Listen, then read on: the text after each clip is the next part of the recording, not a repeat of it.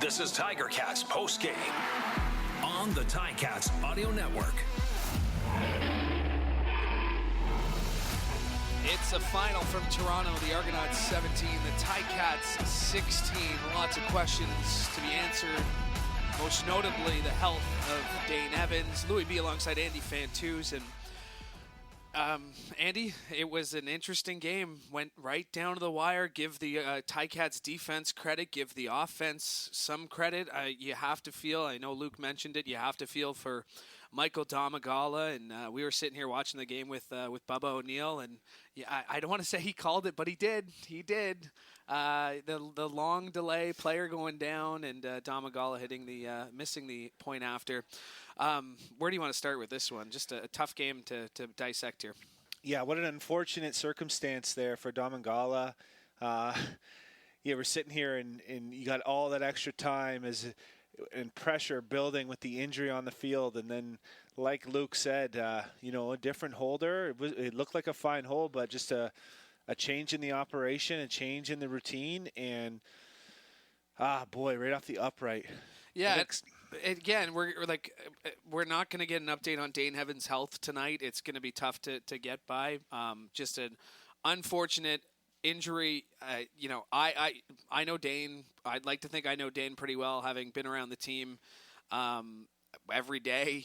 He's such a great person, and then to see him on the sidelines, obviously in some extreme discomfort, and it's made even more important by the fact that Jeremiah Masoli remains out.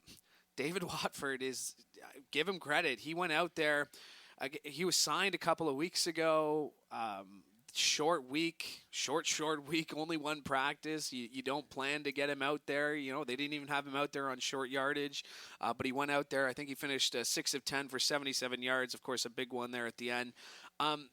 Ticats fought. Yeah. I mean, they really did. And I think, the Argos are going to look at this as a win, as they should. Ticats are going to look at this as a loss, but there are things to build on. The defense played well. Give Domagala credit for having to step in on punting. Like I said, I'm here at practice every day. He doesn't do a whole lot of punting in practice, especially when you got like Joel Whitford, him going down in injuries. And Ticats aren't going to make excuses, but they have an all-star team on their injured list right now, and added even more so if on the status of Dane Evans, which we'll get later on this week. Yeah, Watford had to get on the bike there at the end of the game just to warm up and come into the game to come in in the end there in the fourth quarter, and he threw a couple nice balls, and the Ticats had a chance. It was exciting. It was an exciting finish, and you got to give the defense credit.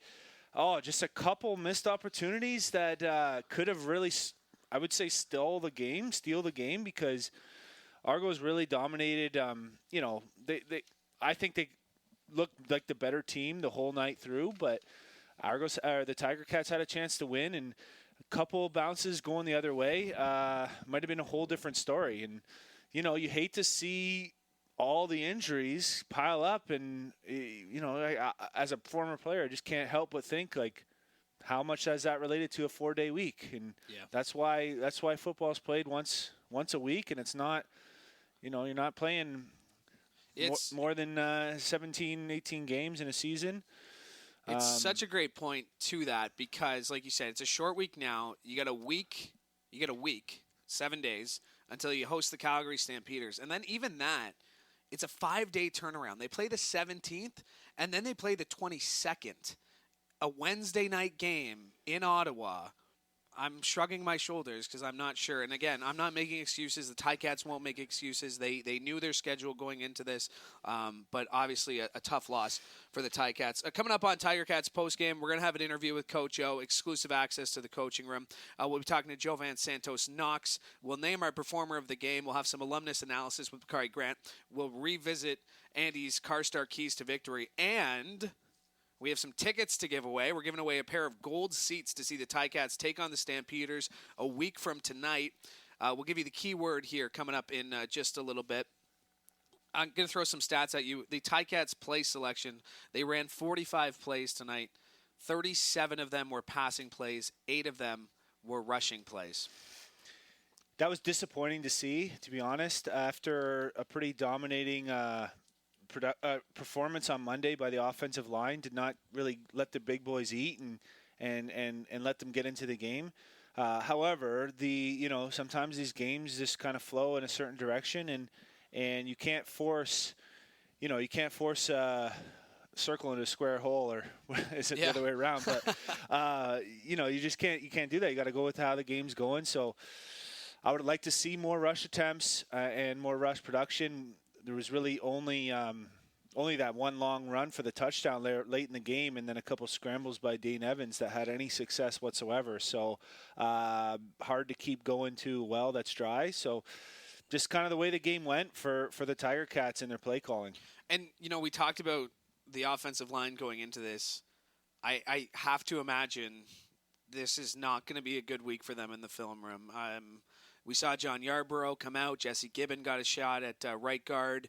And really give Dane, you just have to feel for Dane Evans because, he wasn't bought a lot of time. He couldn't get the run game going after something that looked so good, looked so promising the last 2 weeks.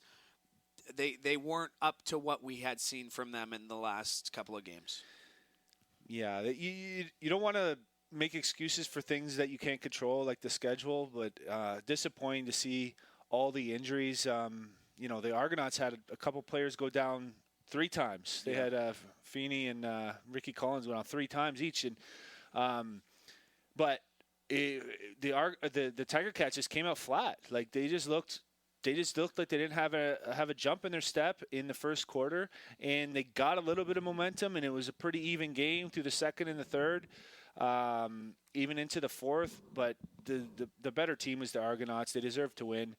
And it just hard to watch all these injuries. Yeah, and again, it's the schedule. They're not going to make excuses, but a tough break for the Ticats. All right, exclusive access to the coaching room. Time to check in with Coach O, presented by Access Storage.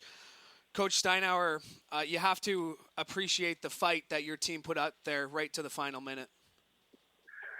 Yeah, I'm extremely proud of them. I'm very disappointed in the outcome, but I thought we fought. We obviously didn't play our best football, and when you don't play your best football and you still have an opportunity to win, there's something to build on. But this game isn't about moral victories.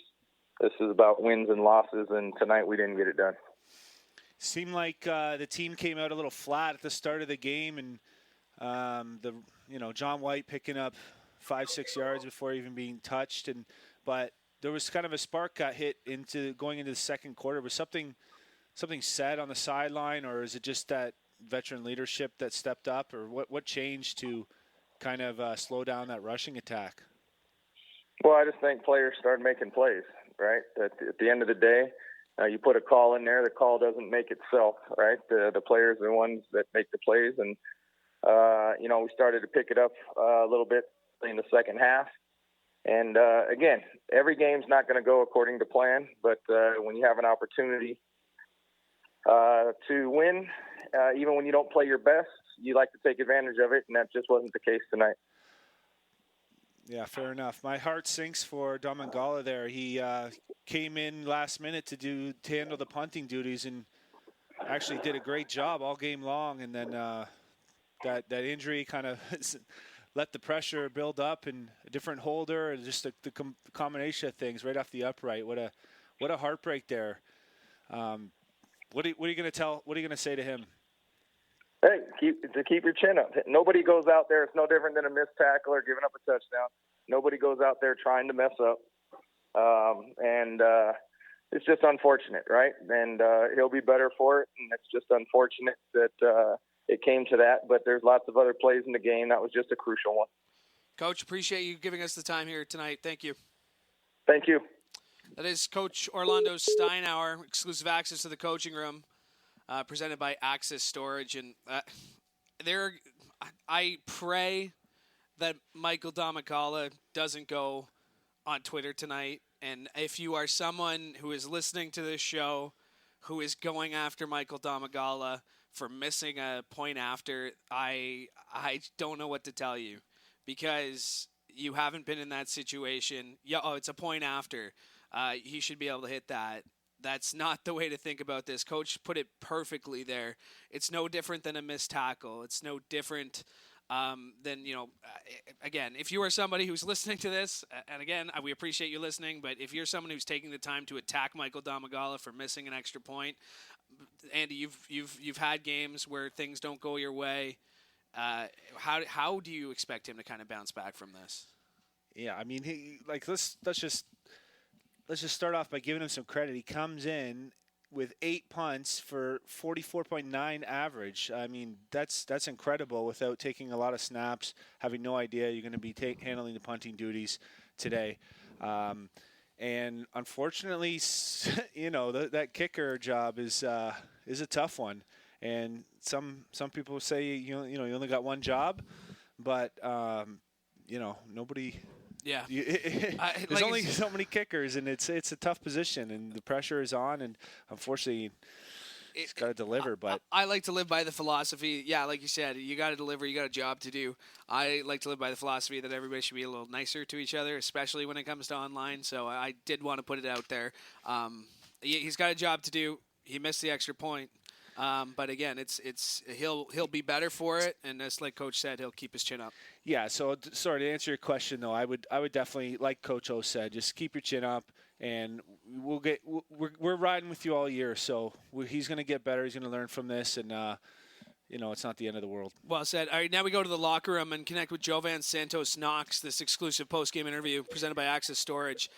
Jovan, I mean, the defense, you really fought. You got to be proud of the guys on both sides of the football, but especially on defense for really leaving it all out there on the field. Yeah, we are, but we still started off slow. We didn't play Ticat football or Ticat defense in the first half. And we got to do better in the first half and eliminate just the stupid stuff and just the big plays. And we just had to come. We didn't come out to play to start. They came out hot, and they came out. It came to hurt us in the end.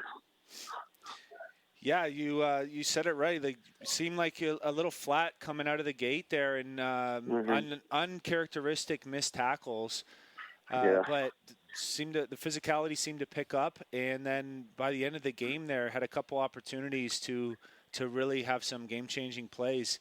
Was this one of those games where, with the lack of production on offense, and when Dane Evans went down, that you almost want to have your defense sort of steal a win for the team? Well, as a defense, we just hold ourselves to a high standard, and we're always competing with the other team's defense. And Tunde, Brooksy, they made some great plays out there to keep us in it. We got to play complementary football. It's on us just as much as the offense. So I don't think the offense played bad. They just had their what happened with them. But for the defensive side of the ball, like I said, we could have started off a lot more hot. But it's a CFL, so you got to know that you always have a chance because it's a long game. 4 quarters are long, the last 2 minutes are long, 3 minutes are long. So that's all you want to give them is a chance at the end. And we did that, but I'm still not satisfied with what happened. I mean, you mentioned it's a long game. It's a long season. Is that kind of the thought right now, is that, hey, that was game 5. You got 9 more here to go. You can put this one behind you relatively easily? Yeah, we got 9 games, and we got 2 more against these guys as well. So, like you said, it's a long season. We're going to watch the film, be hard on ourselves, critique ourselves hard, and, learn from what we did. And, we can't come out of here with 2 losses in terms of, like, the game on the field and then off the field. We got to learn from this and get better and win off the field and, see what we did wrong and correct things. I love that. On the field, off the field games. Well said, man. Take care of the bodies, and we'll talk to you soon, okay? Thank you. Thank you for your time. Yes, sir. Absolutely. Thank you. That's Jovan Santos-Knox, that exclusive post-game interview presented by Access Storage. We'll still have our performer of the game to be named. We'll get some alumnus analysis with Bakari Grant. We'll revisit our start keys to victory. And we are giving away a pair of gold seats to see the Ticats take on the Stampeders on September 17th.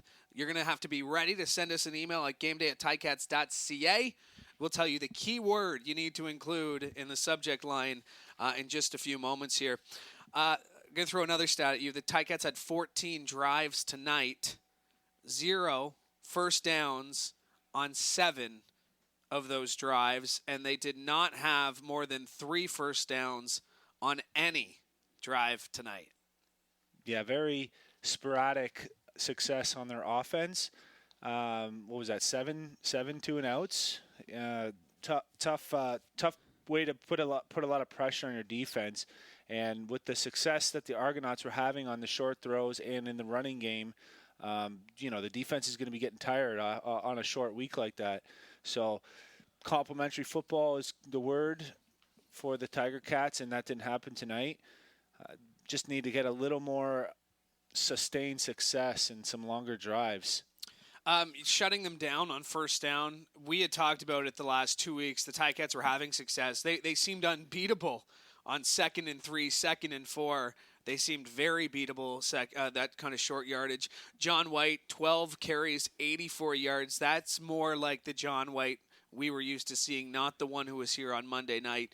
And we talked about it off the top. I mean, Ticats had 8 running plays, and 3 of those, I think we can call 3 of those from Dane Evans, were not designed runs. They were scrambles that happened to turn into positive yards. And I think, if Dane doesn't go down, obviously the flow of the game changes. Maybe the Ticats, it's a little bit different. But we're also talking about just the heart and the effort and the amount of work Dane put in to get those extra yards, to get those first downs. And again, it's unfortunate. And I say this as someone who knows him and obviously is around the team a lot.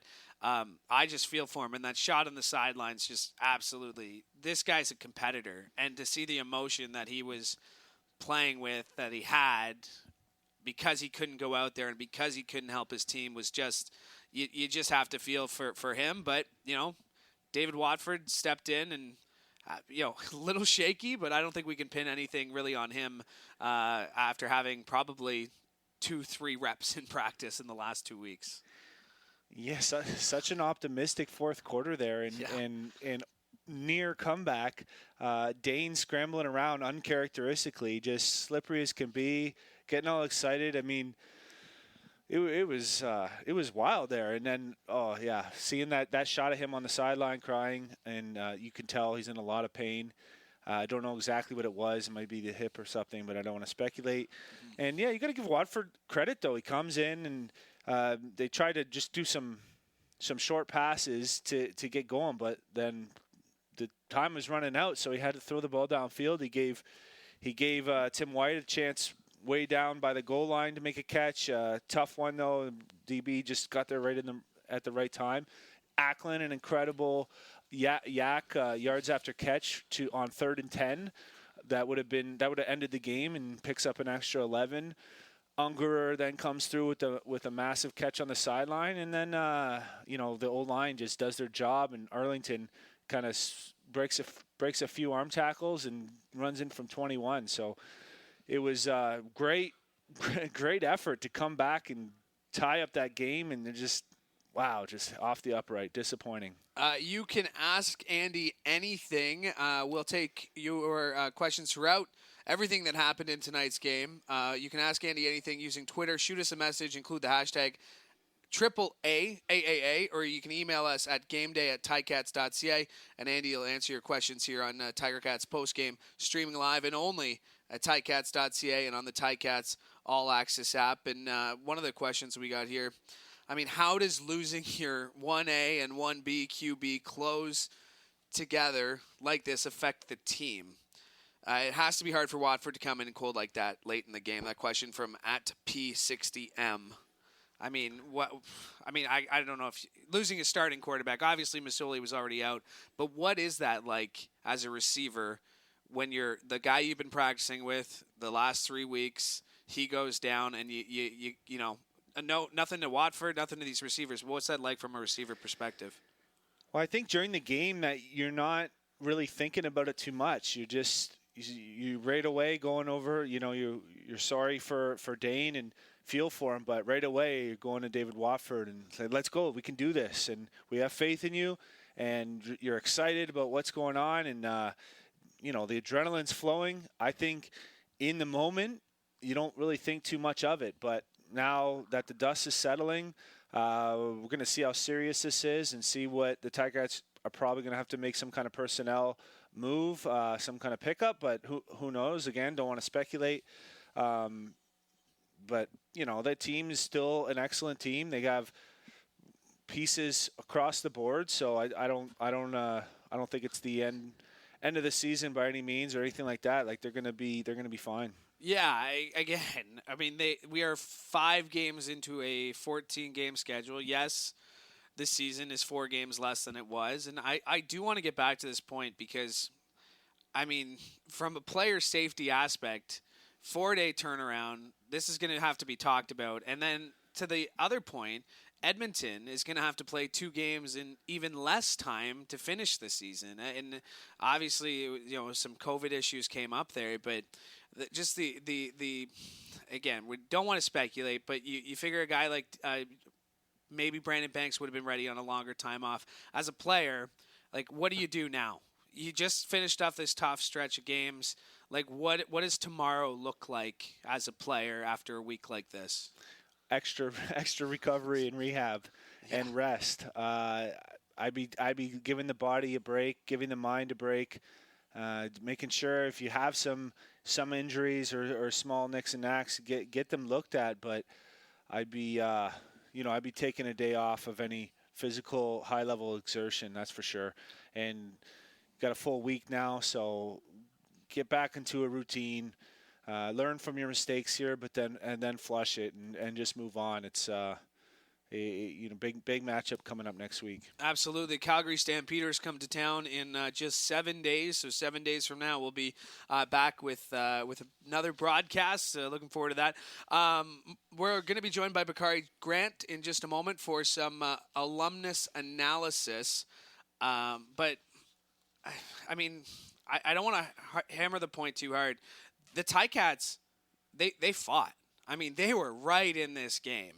And, really at the end of the day, you saw Mark Washington get fired up for your defense. And you were kind of asking it, Jovan, kind of the way it was going. Like, there was you could see something kind of flipped once Dane Evans. The defense did want to steal this game, and they were close to doing it a couple of times. Oh, certainly. There was a couple chances for some INTs, the tough ones maybe, but still, it's chances to really steal it. That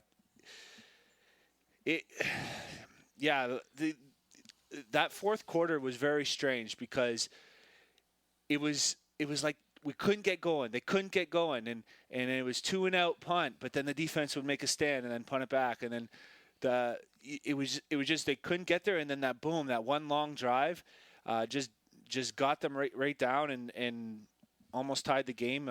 What a fight! What an exciting game! And yeah, you love the heart and the fight in the Tiger Cats in this game.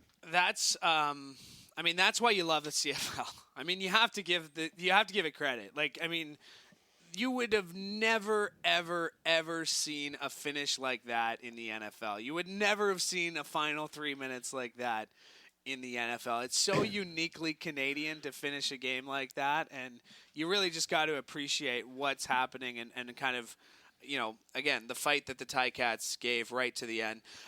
In either half, really. Yeah, both those halves. Yeah, seriously. Ended pretty crazy. The punts at the end there. TSN's Matthew Shinetti with a couple of updates here on Dane Evans. The first one, this is from Matthew Shinetti at TSN Shinetti. He says, Ticats head coach Orlando Steinauer doesn't know what Dane Evans' injury is or its severity. You had to assume that if you're wondering why we didn't ask about it, it's because I didn't want to waste one of my questions with Coach O asking something I probably already knew the answer to. But he's also added that Masoli wasn't well enough to back up Evans, but says Masoli should be fine next week. But whoever we have will line up against Calgary. So that's encouraging that Masoli could be back. And again, he did dress, right? He did dress a couple of weeks ago, right? He did dress to back up Montreal, yeah. Yeah, exactly. So he dressed to back up in Montreal, didn't dress Monday, didn't dress tonight, obviously, and it's not like he played in between. But anyway, that's an update. And then another update here from Matthew Shinetti. He says Dane Evans says he is hurting, but doesn't know what the issue is with his right side or what play he was injured. He implied that he pulled himself out of the game because he didn't give Ticats the best chance to win. he'll be evaluated further tonight. So that's the update from TSN's Matthew Shinetti. All right, let's get some alumnus analysis here in Tiger Cats postgame, and very pleased to be joined now by Bakari Grant. And, Bakari, this team fought right to the final whistle. You got to appreciate the effort that this team gave tonight. Yeah, absolutely. It was one of those games that we have in the CFL, especially around this time of the season, Labor Day, and when you have the back-to-back rematches, it's a dogfight. And, they fought that late interception, had an opportunity to win the game or at least tie the game. And that's what it comes down to, especially in these rivalries. And anybody that's played, anybody that's been around the CFL for a long time knows it, that any team can win any week. And as rough as it was, with the injuries and, some of the interceptions and turnovers, it came down to it. So I think it's a great week to learn on this week. Yeah, what do you feel about these short turnarounds? I love the rivalries they create. I love the the storylines and the excitement about it. But on the flip side, when you see a game like this with a couple key injuries, but lots of little injuries as well, it's a tough one. It's a tough one to make the schedule and create a balance of both. What do you think about it? We see it time and time again, especially, towards where the season flips to that second half of the season, and you start seeing these short weeks and, playing on turf. For me, I think that was the biggest thing I learned in the CFL. All these games are on turf, and when you have the opportunity, I started taking the opportunity later in my career to train on grass, but the short turnaround, the constant practice and game on turf, you start seeing those injuries pile up late in the season. And it's really a game of how well can you take care of your body, how much rest can you get your guys on those longer weeks or during the week, maybe where you can steal a rep again. This is back-to-back. I'm interested to see, what that practice looked like this weekend, how much they actually pushed, because, we lost a lot of guys from last week to this weekend. I think, saw some of the outcome from losing some of those guys. Yeah, you mentioned it. No Ciante Evans tonight, no Brandon Banks tonight, and they still remain without Devere Posey. The Ticats, they were missing 3 1,000-yard receivers in this game. And really, we talked about it on Tiger Cats pregame here. Their most experienced receiver in this game was Jalen Acklin, who has played all of 22 games. What is that? I'm sitting next to one of the all-time great receivers of this league, but you're obviously a very great player yourself, though, Bakari. What does that mean when I'm sure you haven't played on a receiver group that is that little experienced? It starts to reflect on, when the injuries happen. For instance, late in the game when Dan went down, you had Dave Watford come in, and the best thing that a quarterback in this league can have is an experienced receiver next to him to kind of lean on, whether it be pressure pickup or a hot route or just the confidence in the huddle when there's young guys. So it's the same thing to flip the other way. When you got a guy who's in his 23rd, 22nd start, and you don't have that, you start losing that experience in different parts of our offensive line is young. You got a young guy coming at QB, and whether it's from the pressure or not being in situations like that, everyone starts feeling a little anxious. And when you don't have that veteran guy to come in and say, hey, everybody just calm down. Just do what we do in practice. Everybody's good enough to be here. Let's just play the next play. It does take a toll. So I think we saw a little bit of that towards the end of the game. And, I'm just happy to see guys step up, whether it be receivers, DBs, offensive line or a young quarterback come in. But we definitely miss that veteran presence today towards the end of the game. Yeah, certainly. If you guys had to step up at different positions today, one of them being the rookie, Michael Domangala, coming to handle the punting duties all game long and did a good job kicking. And then until that final kick, what would you say, Bakari, to him in the locker room tonight after that that finish? You know, what I really learned throughout my career, Andy, you could probably speak to this too. Everybody has their personality, right? You get to know the guys in the locker room as a veteran player, and here's where your captains come in, some of those guys who've been around for a while. You know your guys in the locker room, and you know if it's right after a bad play, you need to go and get in there and say, hey, bro, you got this. Or some guys, it's, hey, you suck. Get your stuff together. You know what I'm saying? In a joking way, but, you know, some people need to get pushed, and some people need to have their space. This is one of those situations where he didn't lose that game. That kick didn't lose the game. There was a whole, 60 minutes and probably 45 to 50 plays that happened that either allowed or didn't allow a team to win. So when one thing sticks out like that, and it's tough. I mean, your job as a kicker, same as a quarterback is, a lot of times guys look at you and look at that one play. But in reality, it was a full team game. It didn't come down to that one play. It came down to from the first play to the last. So as long as he understands the team is behind him, and especially the leaders in that locker room, I guarantee her in his ear say, hey, bro, don't worry. We got full confidence in you. I think he'll be all right, and I think the team will bounce back from that one. Yeah, and, to that point, I mean, we're 5 games into a 14-game schedule. You have to think in a veteran locker room like this, the Simone Lawrences, even the Brandon Revenbergs, the guys who have been here, the guys who have gone through some adversity here, they're not letting this loss define them. Like, there's no way, right? I mean, how important is having Simone, having those guys who have been here, who have seen it all, and even the coaching staff? I mean, we're talking, Coach O's been here for a while. His whole coaching staff is pretty experienced. That's got to be super important after a loss like this. Yeah, it's huge. I mean, as emotional, I think as us guys being off the field and, seeing a game like last week and getting really excited, or, however we feel today after a close loss like that where, we wish they had an opportunity to come back.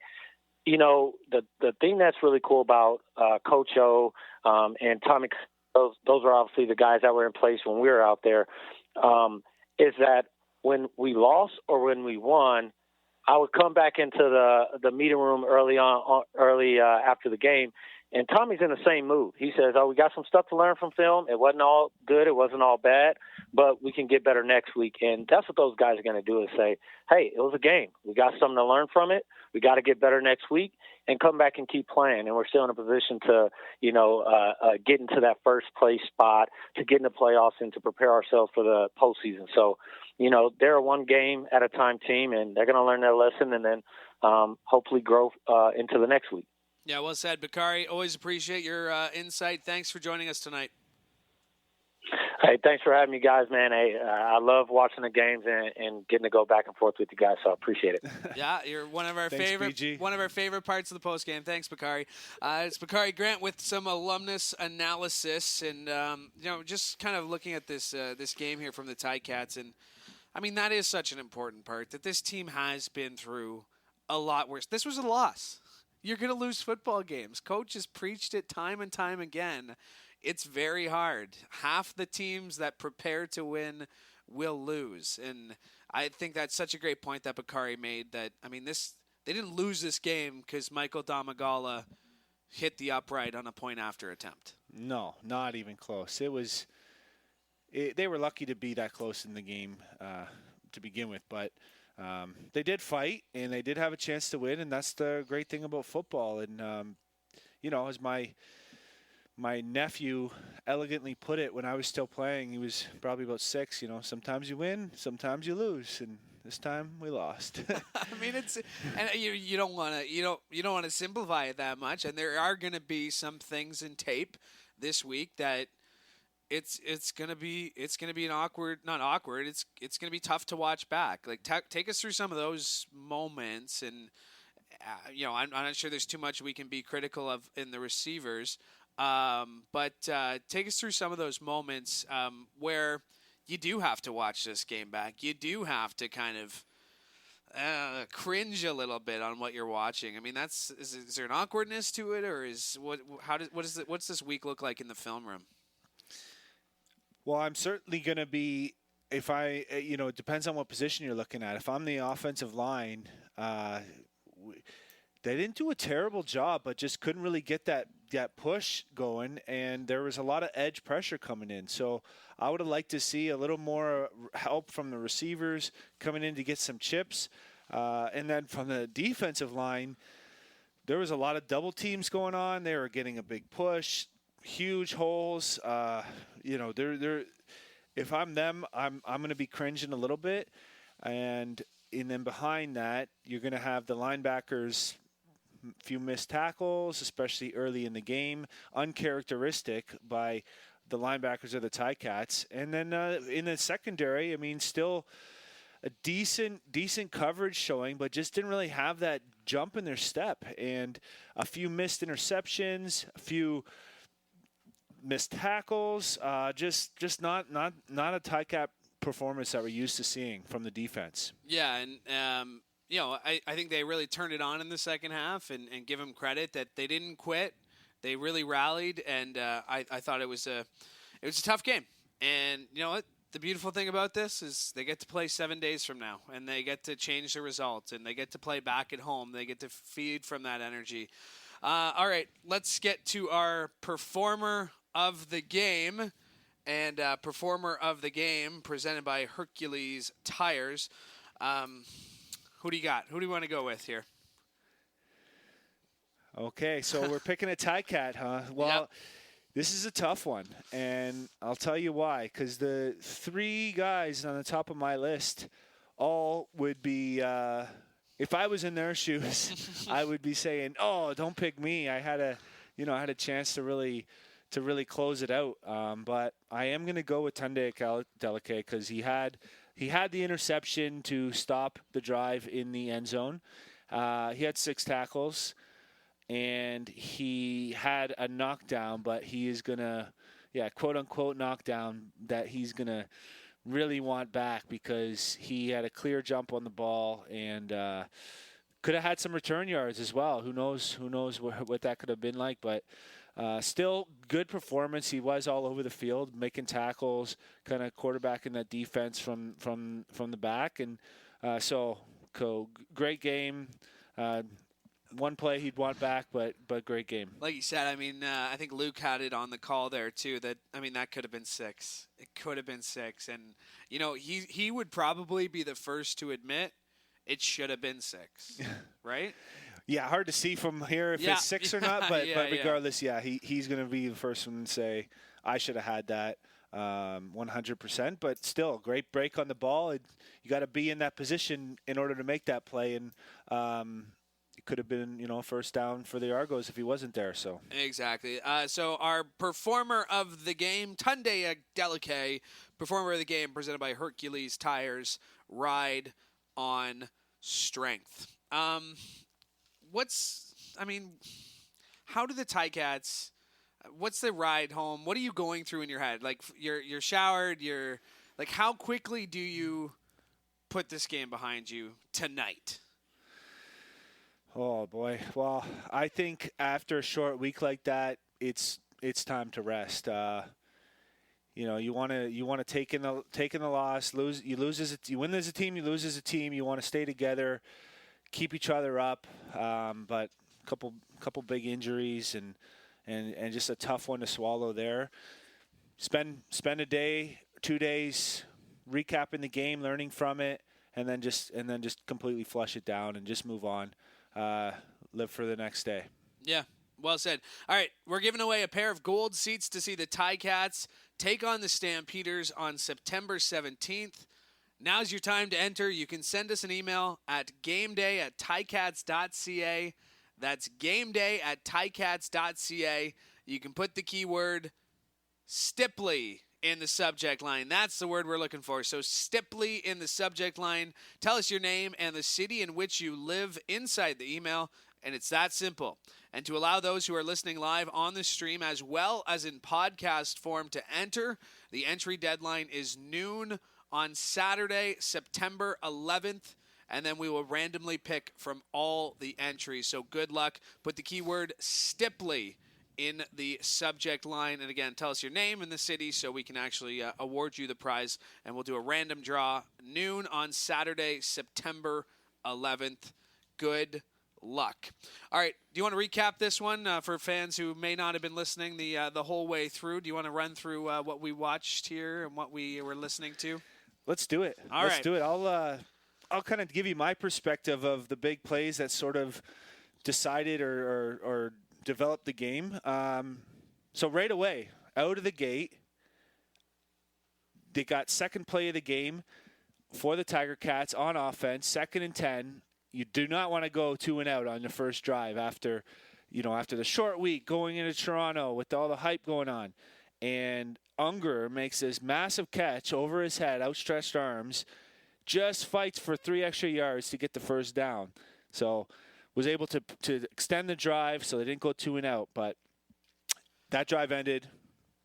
Go ahead. To that point, the drive didn't end the way the Ticats wanted. But to that point, how important was it to get Ungerer involved early? I mean, because he was riding such a high of that touchdown. The guys were all for him. You heard the way Dane was talking about him all week. How important was it to go to Ungerer, considering the fact that you're missing Speedy B? You really haven't have a number one. Any of the guys could have been the number one. Getting Ungerer involved early like that seemed like a pretty important play. Yeah, you can see his confidence growing as the season progresses. 4 catches today, all crucial and big catches, and it shows they have a lot of faith in him. And you want to get everybody involved right away. So to go to him on that 2nd and 10 right out of the gate shows a lot of faith, and he delivered. So good on him. He had 1 catch before his touchdown catch. 1 catch on the year in the previous 4 games before that touchdown in the Labor Day Classic. So it feels like, Coach O mentioned it on the Coach O show with Luke Tasker that it's nice for those guys, and you mentioned it. You played with guys like Coatsy, who is kind of Matt Coates, who kind of had that defined role as the Canadian, and you don't want to use the word decoy, but as a guy who just kind of ran his routes and not your first option usually. It's got to be nice for him to be able to prove that, hey, I'm more than just that guy with plays like that.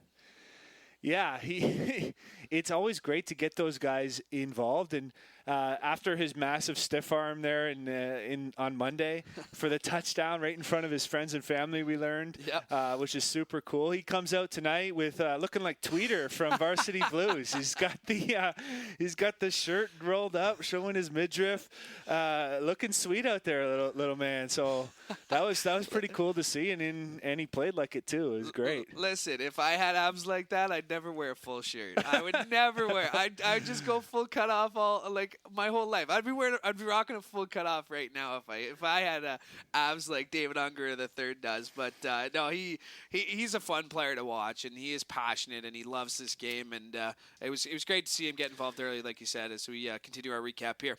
Yeah, he's got a good number too. So that's I'm surprised he's even allowed to wear it. All right, go ahead. What do we got? Continue our recap here. That was such a huge play, and right off the top, obviously didn't convert. But let's continue rolling along here. 2 and out is the worst way to start a game or start the second half. So that to me is a big play. And then anyway, the Argos get the ball. First possession, first 2 plays, both runs to John White, 27 yards on 2 runs, barely even getting touched. Yeah. I mean, not the Ticat smothering, run-stopping defense that you're used to seeing. And so, no, not a good start there. No, and for a team that had been so successful 4 days prior on Monday, that's got to be demoralizing. When something that went so well just a few short days ago against the same opponent, against the same guy you've been scouting for 2 weeks, and he just gets you, like, you're a professional, you go in every play like it's a new play, but it's got to be a little demoralizing when it doesn't work like it did a few days ago. Yeah, you don't want to say that they just expected success, but they had tremendous success the last 2 games, even against Montreal's outstanding run game. Yeah. The defense just totally shut them down, but you could see that the level of intensity was not matched with the Argonauts today in the first quarter. Well said. All right, that was a huge play. I mean, for the Argos, and of course, it led to the opening touchdown. and that was Nick Arbuckle. And here's what it sounded like, courtesy of RJ Broadhead right here on the Ticats audio network. Pass interference on Cam Kelly. So first and goal from the 1 for the Argos. Argonauts have established the run in this game. John White behind Nick Arbuckle, but Arbuckle will hold on to this ball himself and try to power it into the end zone. The Argos are saying touchdown. The officials are saying touchdown. Argos. Yeah, so that was after a PI in the end zone that was a successful, it was uncalled, and then a successful challenge by Coach Dinwiddie of the Toronto Argonauts. Tough break there. What'd you think of that? Because live, it's tough to call, and I get that. Those are one of those ones where if you're not going to call it and it's so close, stick to your guns. Like, stick to your original call. And I get there's a CFL control room. I don't think the final decision is down to the referee, but I don't know. It seemed a little ticky-tacky after the fact. Yeah, it's one of those ones that if you look at the rule book, it probably is pass interference, but you could see that I think it was Foster, if I remember correctly. He was kind of running up, and then he was sort of twisting, and as soon as he got touched, he just kind of fell because he just knew he was going to get called because the DB hadn't turned his head fast enough, and so anyway, it's one of those ones that kind of sucks. And yeah. That's basically all I could say. Kind of sucked. The Argos took the lead 7-0. Ticats couldn't get anything going. Let's jump ahead to the second quarter here on our recap. What kind of big play stood out to you? Well, first play of the second quarter, Evans kind of was backpedaling, and then he sort of throws off his heels, and he knocked Mwamba right there for the interception, which 3 plays later led to kind of a cool-looking play. It's almost like a volleyball pass from Arbuckle, taking the snap, just kind of tapping it forward to DJ Foster, who had great blocking by his receivers downfield and broke a couple what looked to be sure tackles for a 40-yard kind of scamper for a touchdown. Is that called something? I've been watching it, and I've been talking to guys who have been here. I'm like, is that just like hot potato? Like, that's what it looks like, right? I mean, because it just kind of, it counts as a pass.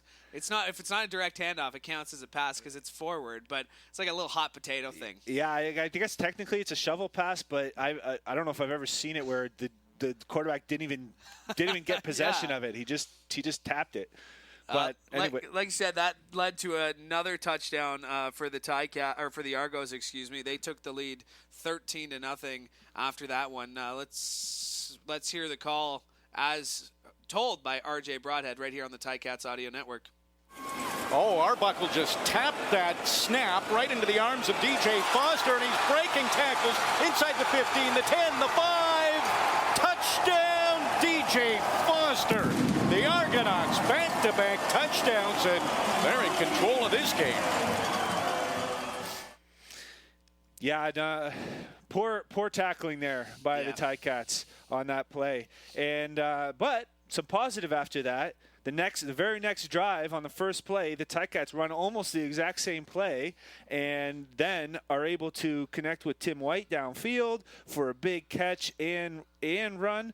And then Pappy White running the corner post for a touchdown, sort of just fading away from the free safety. It was just a regular cover 3 with the field corner and the free safety as the high players, and he's running up the hash, and he sort of leans towards the wide sideline towards the corner so that the free safety just kind of gets stuck for a sec and then just explodes back to the post, and Dane Evans just hits him in stride. Is that something the receiver does instinctively, or is that the way that the play is drawn up? Like, is it something you have to feel at a certain point? Like, okay, at 20 yards, at 25 yards, you either go one way or the other. Like you said, he kind of faded away from the safety. Is that recognizing where the safety is and picking your spot? And is that on Dane to know, all right, he may be in a couple of different spots when I look for him? I think that's good coaching or good recognition from film study. So if you're watching film and you're seeing as you run up the seam, the free safety's just backpedaling, and then as soon as you head out to the corner, like a corner route or an out route or something away from him, he sort of stops his feet and looks for what's coming underneath, a dig pattern, something from the other side. So good film study will notice that, okay, he's going to, if we kind of show this look, he's going to stop his feet, and then we can run right past him. And it worked to a T. He was wide open. And that's good film study from Pappy White, who I don't think was expecting to be the lineup when the week started, but sure enough made an impact in his start here. Let's jump ahead to the third quarter. Was there anything you saw in the third quarter that, or maybe in the fourth? The second half, I mean, an eventful final half for sure. Yeah, well, the third quarter started with a 7-minute Argonaut drive. He just couldn't get off the field. So basically, the third quarter flew by. There was a block punt for the Ticats. That was the one positive, but led to nothing. There was a sack after that, so they had to punt it away. And then we go into the fourth quarter is when really a lot of action happened. So there was like just under 12 minutes left in the fourth quarter. And Dane Evans, like, unbelievable scramble, escaping a sure sack.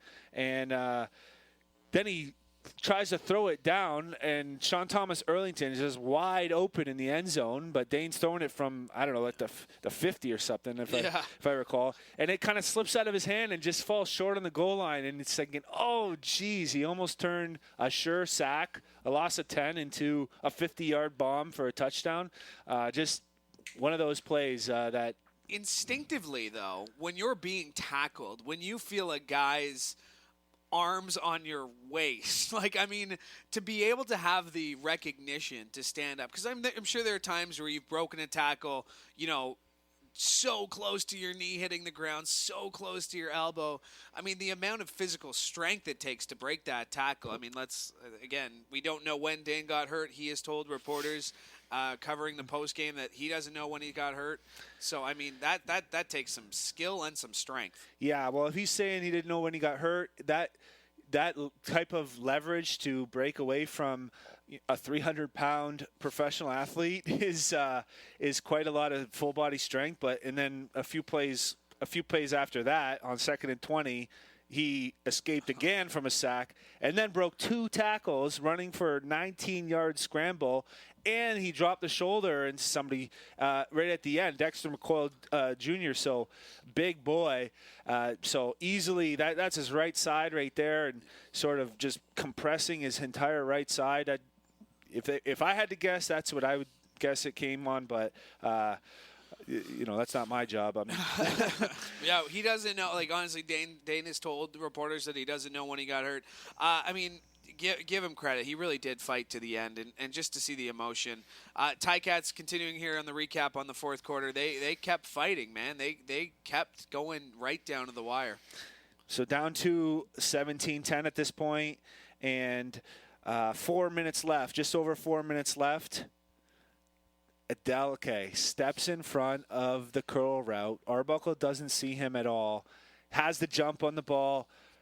Oh, this is it. And he just couldn't come up with it. And just right in the numbers. I don't think he got a hand on it, but just a tough break to even break it up. I thought was a pretty good effort. But like you said, I think Tunde might be the first one to think, yeah, I should have had 2 hands on that ball. Yeah, no, I think that was a drop pick, if I'm going to be frank. And give the Ticats credit. Carriel Brooks would intercept on, I don't know what Nick Arbuckle was thinking. Throwing from his back foot. Do you take the sack? I mean, Luke could kind of put it out there that it looked like he was trying to get it out of bounds, but he's throwing from his back foot with his momentum going in the wrong way, and Carriel Brooks just makes a fantastic play. It was right there for him. Yeah, you'd be surprised how much different the throw power can be with proper fundamentals, and obviously throwing off your back foot, going the opposite way. I think he was trying to throw it 10 yards out of bounds, but it landed 5 yards inbounds, and that was a big play for the Cats, but they couldn't capitalize on that one either. Yeah, and the Ticats, of course, Sean Thomas Arlington would scramble for a 21-yard touchdown, and then to make it a 17-16 game. And I don't want to hear the clip again. I'd be okay if I never see that doink off the upright again. But Ticats, I mean, really fought. Like I said, they fought to the final second. Well, right before that touchdown, we had 3rd and 10 with Watford in the game, and he just does a little dump pass over the middle to Jalen Ackland, which looked like it would be a 7 or 8 yard gain max, because he's got Edwards and Mwamba just closing in on him, and he bounces off both of them, runs for another 11. Then they hit Unger for an amazing catch on the sideline, and then this Erlington touchdown is worth playing, I believe. Huge block by Revenberg, kick-out block, free him up, and then he slips his way in. All right, here's RJ Broadhead with a call, as heard right here on the Ticats Audio Network. To Sean Thomas Erlington. He breaks it through the middle. He's at the 5. Touchdown, Tiger Cats! Sean Thomas Erlington runs it in, and the Tiger Cats are a point away from tying this game. Oh, if only you knew. If only you knew, RJ Broadhead. Hindsight is 50-50. Tough finish. I'm thinking of Damangala. I hope he doesn't open social media. And like I said, if you're one of those people who's taking to social media, I get it. You're a fan. You have the right to cheer for your team. You have a right to whatever. You can have a right to be displeased. You have a right to be unhappy with the way that it ended. But to personally attack someone for missing a point after, I think there's better ways to spend your time. Oh, I've done way worse than that, but they're not Mr. Damangala. At least I've been a holder before and tried to just put the ball down on the tee, and it slipped off the tee. Tiger Cats don't make the playoffs. Yes, everybody, that was me. You can shoot all your negativity my way. Leave the poor kid alone. He's going to be great. I love the first time I heard that story was when Luke was telling a similar story, and you had said like, oh yeah, that had happened to me in Calgary. All we had to do was kick it, and I Tony Romo'd it, right? And then he's like, yeah, you told me when I did that. You told me the exact same story. All right, we're giving away a pair of gold seats to see the Ticats take on the Stampeders on September 17th. To enter, send us an email at gameday@ticats.ca. That's gameday@ticats.ca. Put the keyword Stipley in the subject line. Tell us your name and the city in which you live inside the email. And to allow those who are listening live on the stream as well as in podcast form to enter, the entry deadline is noon on Saturday, September 11th. We'll randomly pick from all the entries. All right, before we wrap up here, final 17-16 in favor of the Argos, let's revisit your CarStar keys to victory. And, I think they're called keys to victory for a reason, and let's revisit them. Let's start with number 1. Number 1 was control the interior of the line of scrimmage, and that one is definitely a thumbs down today. Yeah. Surprisingly, the Argonauts and their rookie center and their guards really handled our big boys up front on that side of the ball, and with 5 rush attempts, or I guess technically, like you said, 8, but those are scrambles. 5 rush attempts, only one successful designed run for the Tiger Cat offense. Not going to get the job done. And even from the very start of the game, there were a couple deflections by the Argonaut defensive line, like pass deflections. Just right away, you could see that one wasn't going to be a win. And give the offensive line of the Argos some credit for creating those spaces for John White to have some big rushes, for giving Nick Arbuckle time. So, thumbs down on that one. All right, CarStar key to victory number 2. Sure tackling. I feel sure tackling. Another thumbs down. Big thumbs down. I lost count after both of my hands how many missed tackles there were today. And, geez, am I like jinxing these guys or something? I don't know. Well, CarStar key to victory number 3. I mean, we're going to give them a thumbs up. They did. They did win the turnover battle. There were two interceptions, and there could have been a few more. So they did get one of the 3 keys to victory today.